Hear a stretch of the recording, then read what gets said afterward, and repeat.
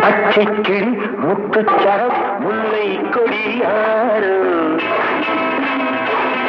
பச்சைக்கிளி முத்துச்சரம் முல்லை கொடியாறு பாவை என்னும் பேரில் வரும் தேவன் மகள் நீ